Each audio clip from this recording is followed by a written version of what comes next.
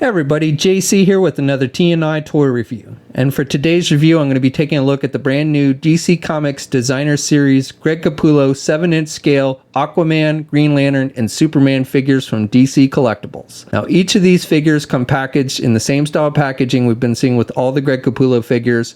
You've got the window box with the figures clearly displayed. Down below you have the DC Comics Designer Series logo and the Greg Capullo name. Off to the side you have the names of the characters. Aquaman is number 17 in the series, Green Lantern is number 19, and Superman is number 20. Then on the sides of the packaging, we have artwork from Greg Capullo for each of the characters.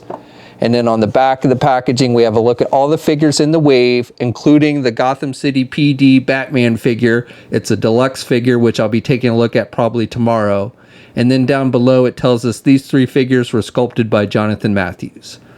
All right, let's get these open and take a look at what's inside. Okay, so here's a look at the figures outside of the packaging. Now, the only figure that comes with an accessory is Aquaman, and he comes with his trident, and this is done with just a gold plastic. There's not really any paint detail on this, but I do like the sculpting detail. You've got the three tips up here, and then you've just got the gold shaft.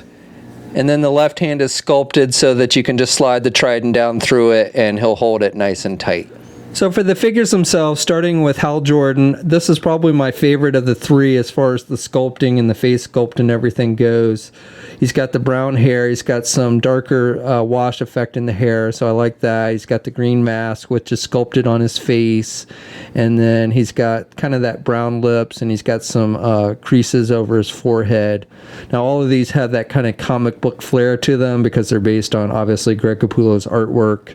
But again, this one's probably my favorite. And then he's got the metallic green. He's got the white with the Green Lantern symbol on his chest. I do have a little bit of a scratch or a black mark on mine here at the chest, but not a big deal. The rest of the figure is primarily black. He's got the white gloves, and he's got his ring just painted on his finger there.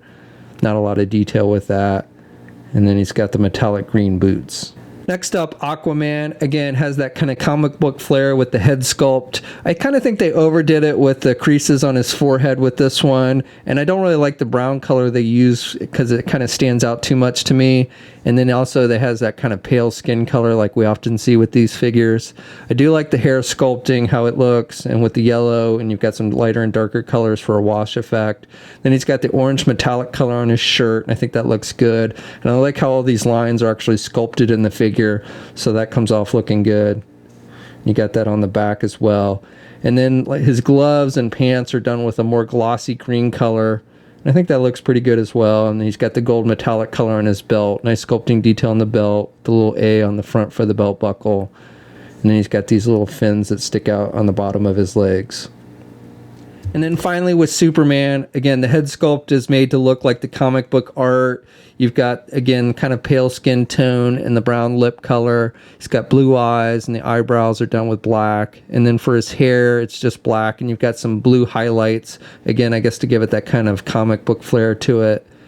I like the sculpting on the body of the figure. I like how the blue stands out. You've got the Superman symbol, which is sculpted on there and then painted with the red and the yellow, and I think that looks good. He's got that belt, which is done with just a red paint. Again, the belt is sculpted, and you got a little bit of sloppiness on the belt here where it kind of bleeds over on the blue, but overall, it's not too bad looking. I like the line work on his costume. This is based on his new 52 look, basically. He's got the little red trim around his wrists. And then he's got the red boots, which are kind of a bright red color. And the cape is done with that vinyl material like we often see. And it's kind of a shorter cape, but again, true to his new 52 look. So all three figures are pretty close to the same height to each other, and they stand just under 7 inches tall. Here's a comparison with the other Greg Capullo Justice League figures, the Flash, Wonder Woman, and Batman figures that have been released. And then here's a comparison with each of the figures and their new 52 counterparts. These are the regular 7-inch new 52 figures previously released by DC Collectibles. And then finally, here's a comparison with the Mattel Multiverse Justice Buster Collect and Connect figure. Okay, so for articulation, it's pretty much the same across the board. The only difference is Superman has a boot cuff swivel. The other two figures do not. And then Superman has a little more head movement than the other two. So with all three, you can turn the head to the left and the right. right. Superman, he can look down about that much, and he can look up about that much, and then you can also pivot his head to the left and the right. Aquaman, really, again, you can turn left and right, but he really has very little back and forth movement, and he can't pivot his head at all, really. And then Green Lantern, again, you can turn head left and right. He can look down about that much, and he can look up, but again, not a whole lot in the way of pivot to the left and the right. Arms attached with your standard ball hinge joint with these, so they can get their arms out about that much, have good rotation there, have a bicep swivel. They only have single hinged elbows, so they can bend their elbows about that much, and then they've got swivels at the wrist, but no hinges on the hands. Ab crunch joint, so crunch down about that much and can look back about that much. Waist swivel. Legs are attached with hinge joints, so they can do the splits about that much, but they can't really get their legs forward very much. That's about as much forward as you can get, and really can't do the legs back very much either. They do have thigh swivels, double jointed knees, so good bending at the knee. And then, as I mentioned, Superman does have the boot cuff swivel. And then the feet, they've got up and down movement with the hinges, and they've got rotation, but they do not have ankle pivot and no peg holes on the bottom of the feet.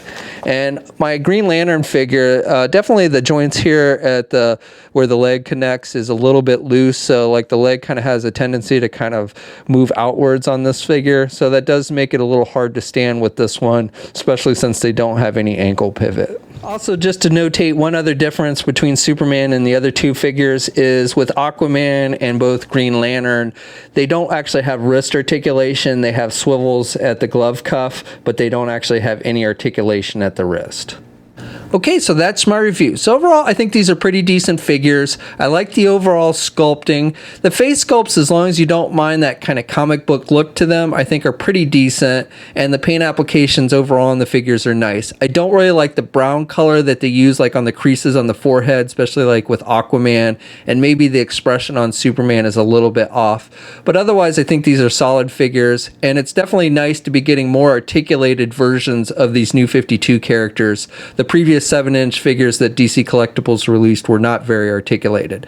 Now, it would still be nice if we had things like double hinged elbows, maybe some wrist articulation, and definitely some ankle pivot, but still it's a step in the right direction as far as articulation goes.